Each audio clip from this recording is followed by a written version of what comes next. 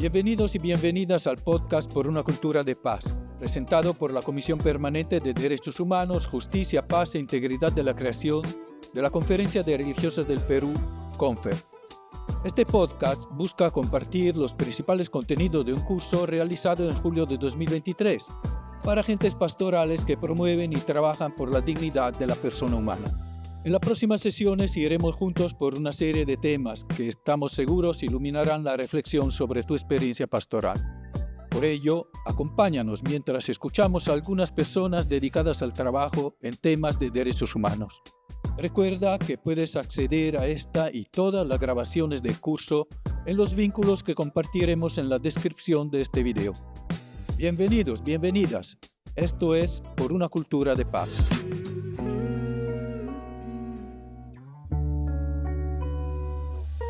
Hola a todas y todos, bienvenidos, bienvenidas nuevamente a Por una Cultura de Paz. Mi nombre es Daniel Mauri. En esta ocasión escucharemos al Dr. Percy Castillo, abogado de la Universidad Nacional Mayor de San Marcos, con maestría en Derecho Constitucional en la Pontificia Universidad Católica del Perú, quien se ha desempeñado como defensor adjunto para los derechos humanos y personas con discapacidad de la Defensoría del Pueblo. Con él conoceremos contenidos y compartiremos reflexiones sobre los mecanismos jurídicos nacionales e internacionales que existen para proteger los derechos humanos.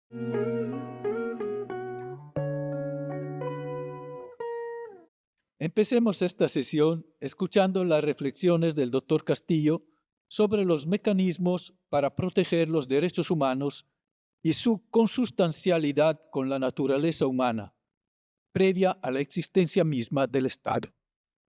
A partir de ello se desprende el deber de cuidado del Estado y el deber de protección para que los ciudadanos no se vean afectados por actos de funcionarios estatales o de otros ciudadanos. Escuchemos estas reflexiones introductorias desde las mismas palabras del doctor Castillo. Lo primero que debemos entender siempre es que todos los mecanismos existen en base a entender de que todos los seres humanos desde el momento en que nacen tienen derechos, ¿no?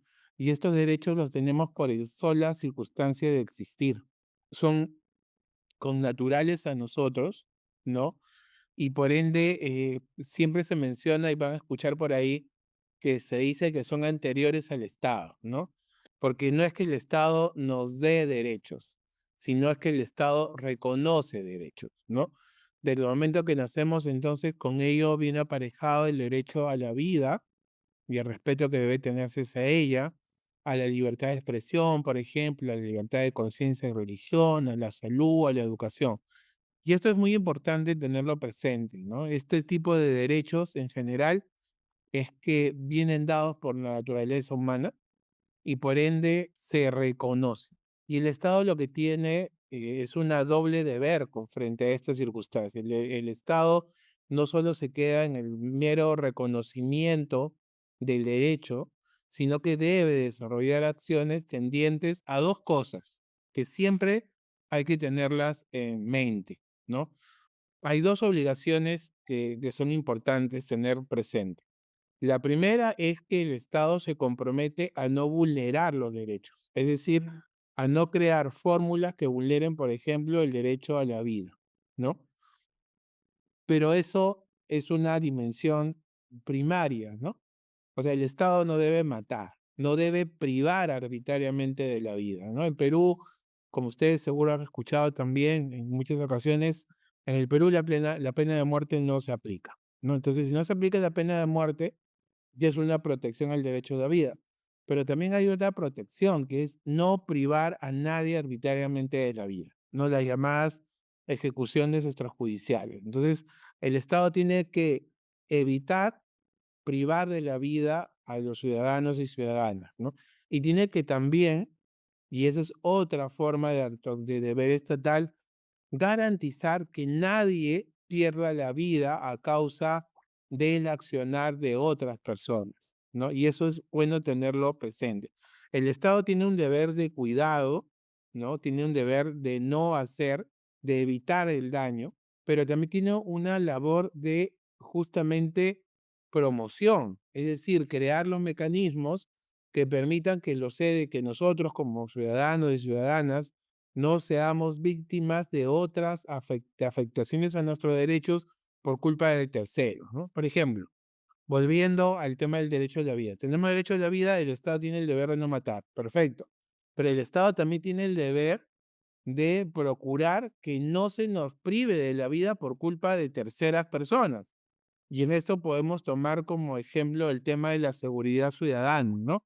Cuando hablamos de los derechos humanos, hablamos de que generan obligaciones para el Estado. El Estado se compromete a no dañar, pero también tiene la obligación de evitar que el daño se produzca.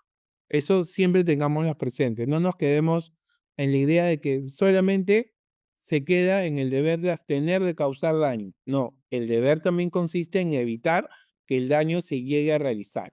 Y si el daño ya se realizó, sea porque actúa el Estado de manera arbitraria, por ejemplo, si se privó, si un efectivo de las Fuerzas Armadas o militares priva a alguien de la vida, ¿no? De forma arbitraria, entonces tiene el deber de sancionar a esta persona, ¿no?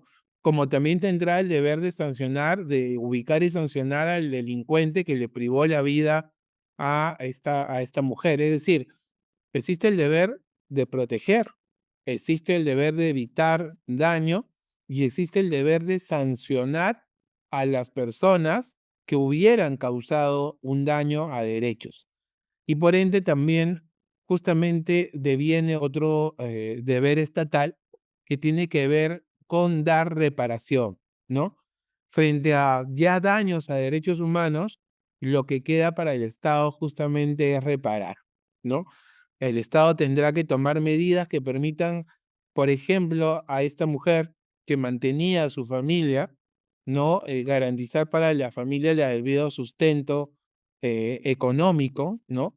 Indemnizar a sus padres, a su familia de alguna manera, y así con todas las personas que han sido víctimas de un actuar o de un no actuar por parte del Estado, ¿no? Porque aquí el Estado es el garante justamente de los derechos humanos y esto hay que tenerlo presente. Los derechos humanos no se pierden.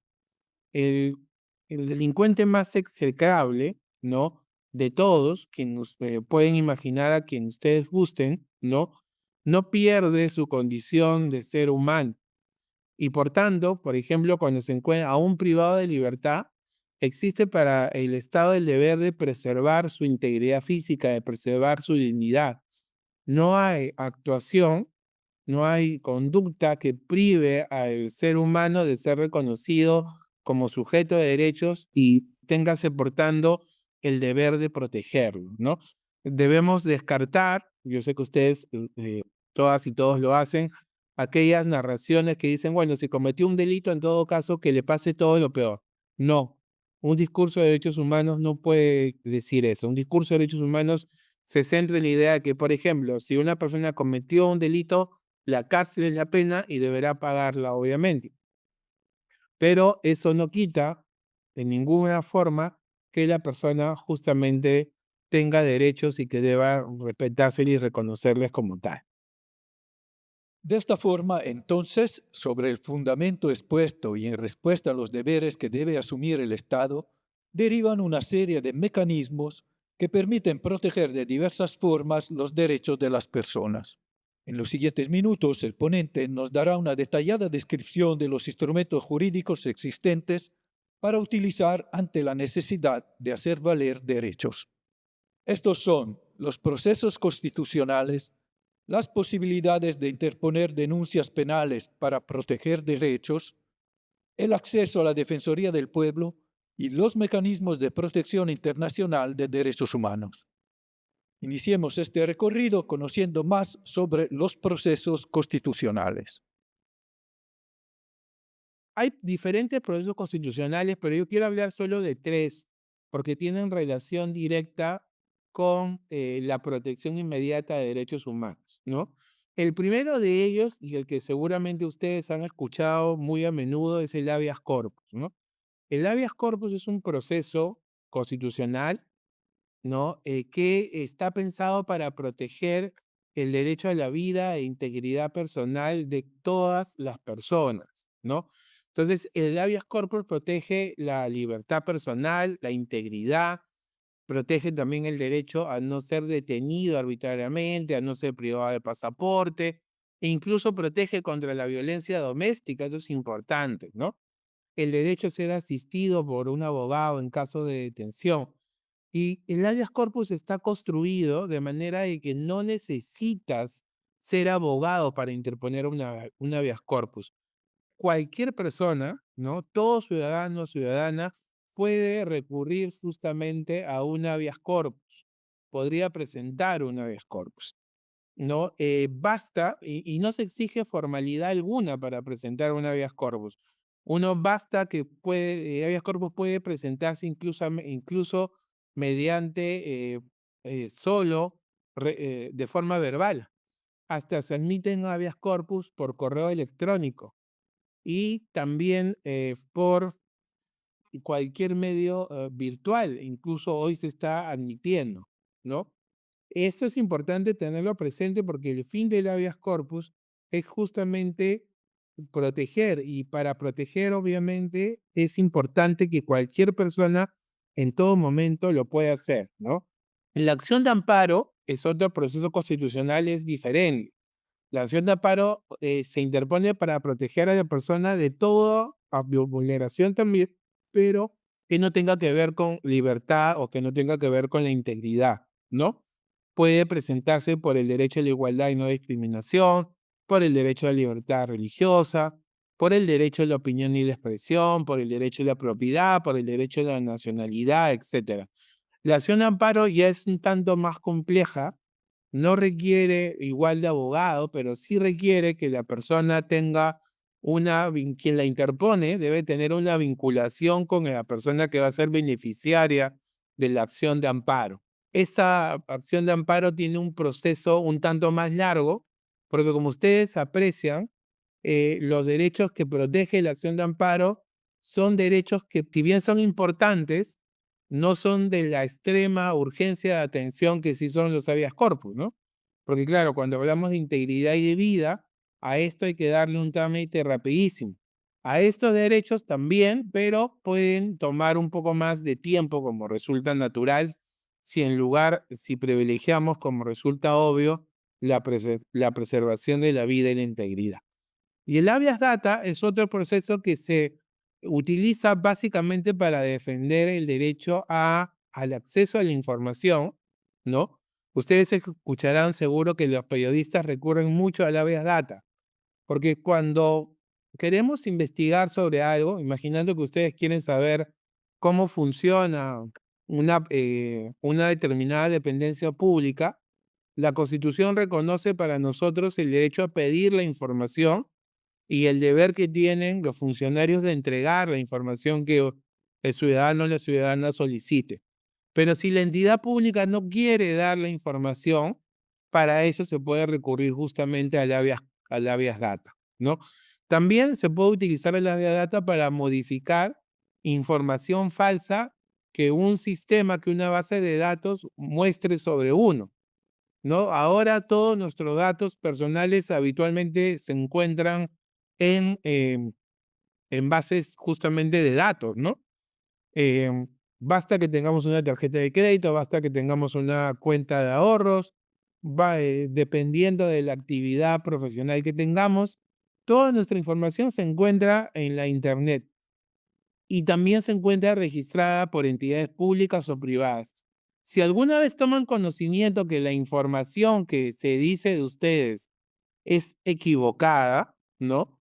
Podrían solicitar la rectificación por medio justamente de un habeas data, ¿no?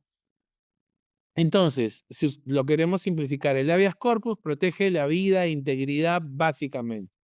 La acción de amparo protege otros derechos diferentes a la vida e integridad, y el habeas data protege el acceso a la información pública y al hecho de que los registros informáticos no contengan información falsa de nosotros. ¿Cuál es la característica común? Que ninguno de estos tres procesos requiere firma de abogado, ¿no? El habeas corpus, el trámite incluso puede ser verbal, ¿no? La acción de amparo, si bien no requiere abogado, sí requiere tener un vínculo con la persona afectada. En el habeas data, el afectado tiene que ser uno, ¿no? O sea, a la persona a que han afectado su derecho de acceso a la información debe ser uno, a la persona que sobre la cual se dice algo errado también debe ser uno, ¿no? Entonces, pero estos procesos constitucionales tienen esas características.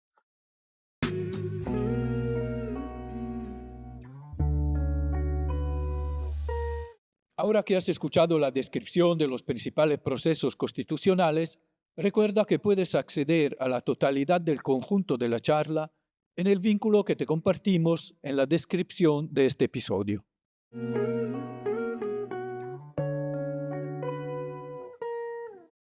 Toca ahora escuchar lo que nos comparte nuestro ponente acerca de la intervención jurídico-penal desde una perspectiva no solo de castigo, que es la usual, sino también desde una mirada de protección de derechos de la persona afectada por los delitos. Veamos esta interesante perspectiva. Otra forma de proteger derechos es la denuncia penal, ¿no? A veces no se tiene cabal conciencia de esto, pero lo es, ¿no? Si alguien sufre un robo, se está afectando su derecho a la propiedad. Si alguien sufre un ataque a su integridad, se afecta obviamente su derecho a la integridad, su derecho a la salud. Entonces, las denuncias penales son una forma como una persona, cualquiera, reclama actuación por parte del Estado. Cuando uno interpone una denuncia penal, lo que está diciendo, oiga, señor Estado, usted, porque también el Estado causa estas agravios, o un tercero, ¿no? Está lesionando mis derechos, ¿no? Y yo le exijo a usted que sancione a este señor para que no siga vulnerando el derecho, ¿no? Entonces, la denuncia penal es un medio por el cual se busca la protección del derecho. Habitualmente, la denuncia penal, quien la interpone es la persona directamente agraviada, pero también es posible que se denuncie por otro, ¿no? Cuando se trata de delitos, por ejemplo, contra el honor, ¿no? Es decir, si se difama a una persona, ¿no?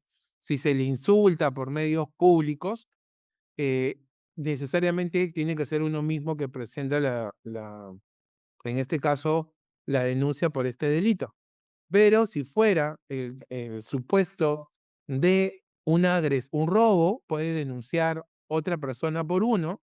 Igual la investigación penal va a tener que centrarse en establecer que los hechos realmente ocurrieron, quién fue el culpable de tratar de identificar al responsable de esa agresión, justamente para ubicarlo, someterlo a proceso y eventualmente sancionarlo, ¿no? Las denuncias penales se hacen ante las fiscalías penales de turno, ¿no? La denuncia penal es una fórmula que puede ayudar justamente a proteger derechos cuando la conducta que agrede se encuentra tipificada en el Código Penal, ¿no? Usualmente todo lo que resulta valioso para el ser humano y es afectado de modo arbitrario se encuentra considerado como delito, ¿no? Es delito el homicidio, es delito el hurto, es delito causar lesiones a otra persona, es delito usurpar propiedades, o es delito también extorsionar, etcétera. Es decir, los bienes que son valiosos para el ser humano, para la productividad, están protegidos por medio del derecho penal. Y justamente por medio del derecho penal es que se busca que estas circunstancias agraviantes cesen, ¿no?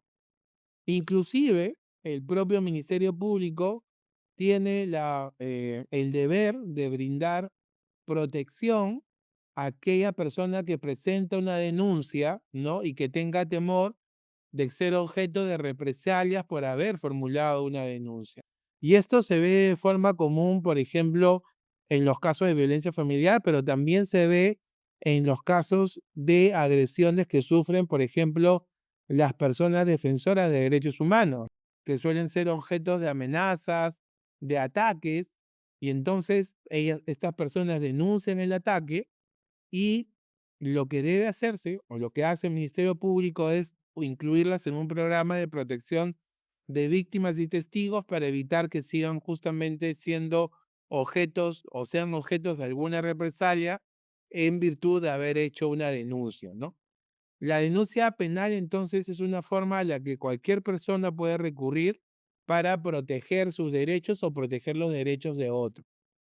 Pero siempre, en este caso, por tratarse de algo tan particularmente delicado, es recomendable sí asesorarse con un abogado defensor, con un abogado a quien pueda consultar, que pueda establecer y que pueda orientarlos eventualmente para interponer, justamente activar este mecanismo de la denuncia penal. Pero en esencia, la denuncia penal también es una forma de proteger justamente derechos, en este caso, derechos humanos, ¿no?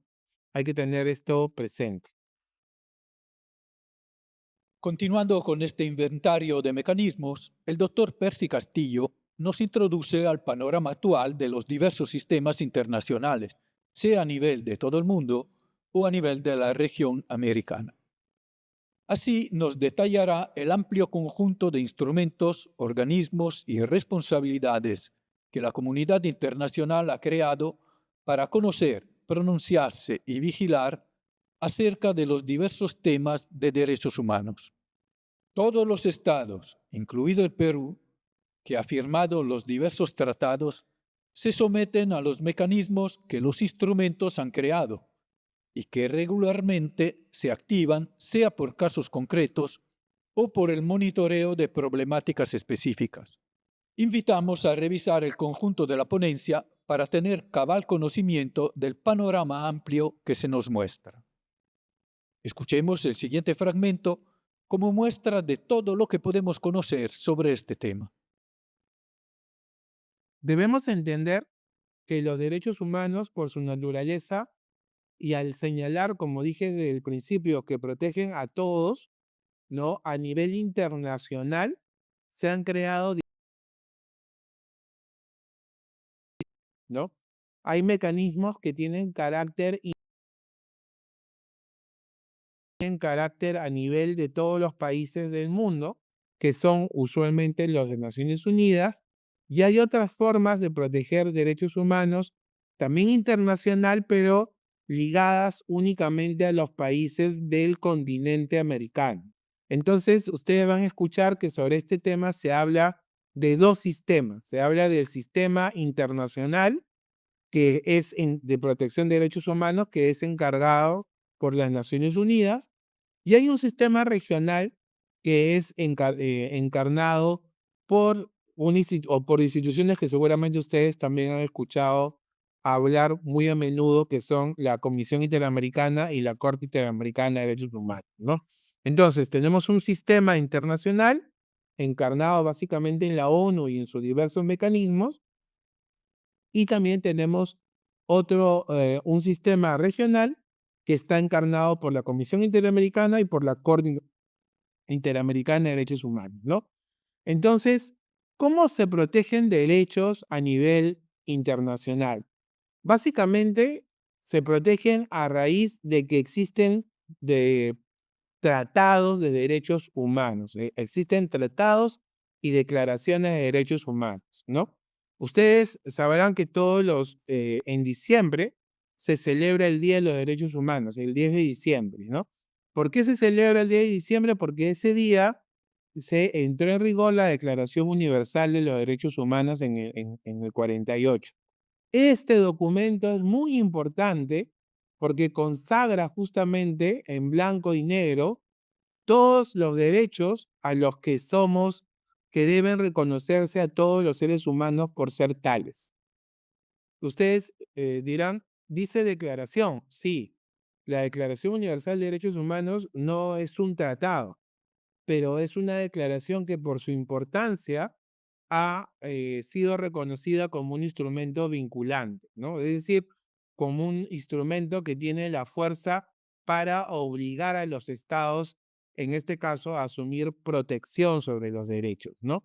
Al lado de la Declaración Universal de Derechos Humanos, vamos a encontrar también otros tratados, ¿no?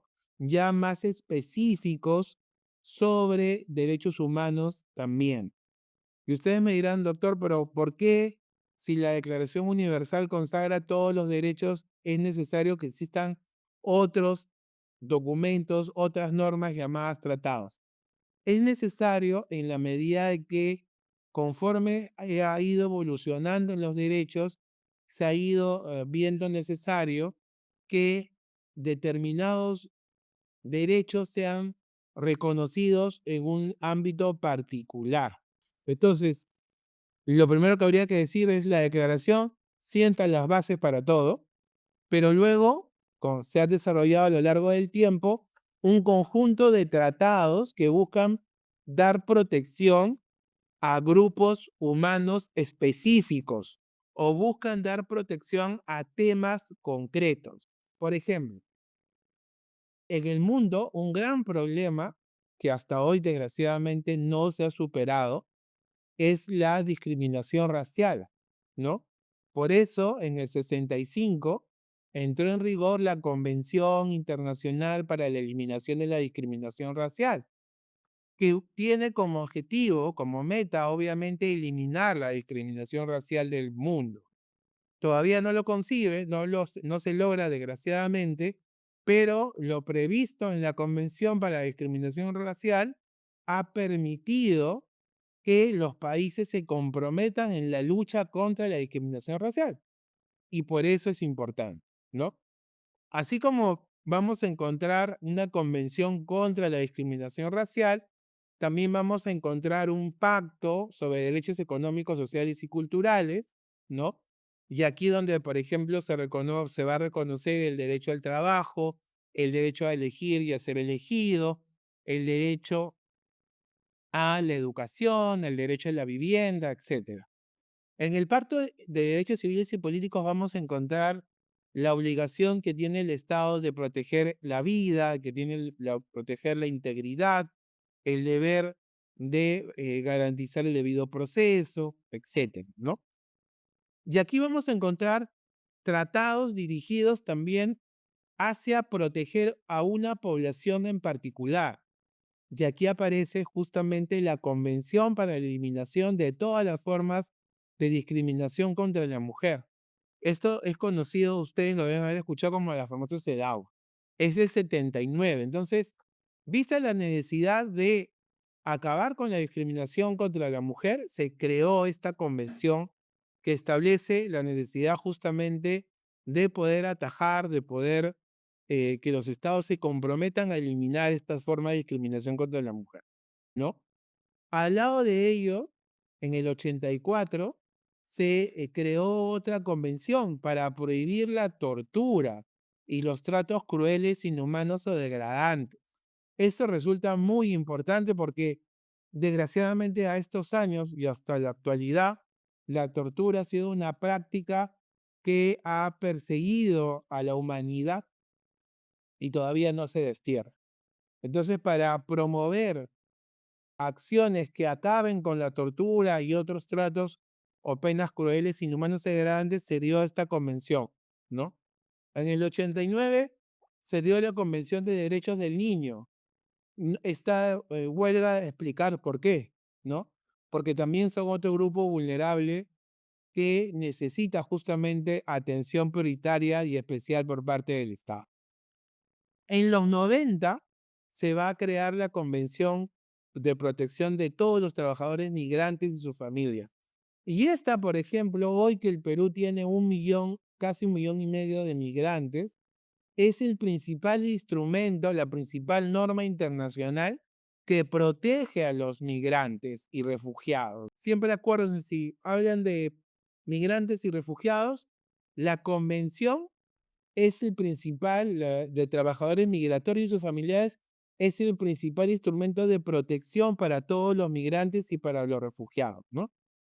En el 2006 tenemos una convención que protege a las personas con discapacidad. La Convención sobre Personas con Discapacidad Y en el 2006 tenemos otra convención, en este caso para proteger, para promover la lucha contra la desaparición forzada. Otro fenómeno del cual el Perú ha sido desgraciadamente protagonista, ¿no? Tenemos todavía miles de personas desaparecidas por la violencia política y justamente esta convención busca promover, busca un compromiso de los estados para acabar con las desapariciones forzadas. Entonces, estos documentos, estos tratados, forman columnas, forman normas que obligan a los estados a adoptar acciones específicas por cada uno de los temas que ellas regulan, ¿no? Te invitamos a profundizar en todos los contenidos que nos ha compartido el doctor Castillo sobre los mecanismos internacionales y acerca de cómo se puede promover la participación de la sociedad civil en el monitoreo que realizan los organismos a la situación de derechos humanos. Identifica un instrumento en el cual te gustaría profundizar contenidos por ser de tu especial interés o por estar vinculado a tu trabajo pastoral. Adicionalmente, descubre lo que nos tiene que decir el ponente sobre las posibilidades del sistema interamericano de derechos humanos. Te dejamos un breve extracto para que luego profundices.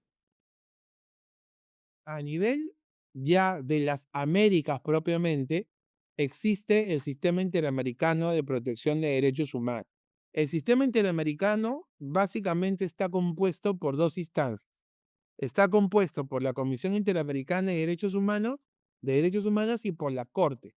No son lo mismo, hay que estar claros. La Comisión Interamericana de Derechos Humanos es un organismo de la Organización de Estados Americanos, ¿no? Que justamente se encarga, tiene entre sus funciones promover la vigencia de derechos humanos entre todos los países que son miembros de la OEA, ¿no? Y de forma adicional a esta función de promoción, tiene el deber de recibir denuncias, investigarlas y si lo considera, presentar casos ante la Corte Interamericana de Derechos Humanos. La Corte Interamericana es un órgano jurisdiccional. La Corte Interamericana lo que hace es expresarse mediante sentencias o mediante opiniones consultivas. Entonces, la comisión es un órgano mixto, es un órgano político y es un órgano jurídico.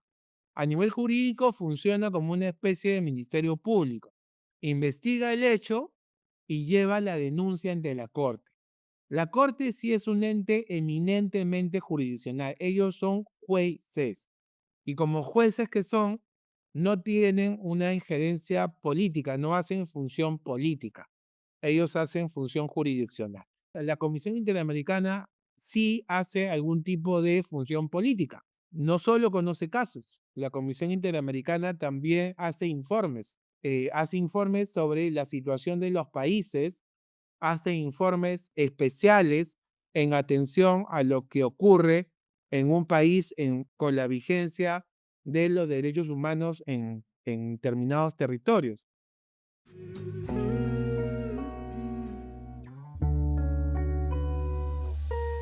Como podrás apreciar, los conceptos compartidos en esta edición de Por una cultura de paz, cuyo contenidos te invitamos a revisar accediendo al video completo de la conferencia, buscan enriquecer tu reflexión y conocimientos y, en consecuencia, tu práctica pastoral. En este contexto, queremos resaltar la necesidad de difundir los mecanismos para la protección de derechos humanos que hemos conocido en la presente sesión. Es importante que todos los ciudadanos y ciudadanas conozcamos estos contenidos para hacer uso de los instrumentos pertinentes y evitar los abusos de malas autoridades.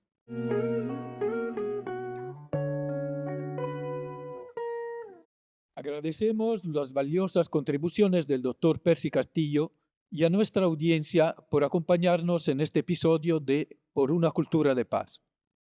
No olviden seguirnos en nuestras redes sociales como JPIC Derechos Humanos Confer.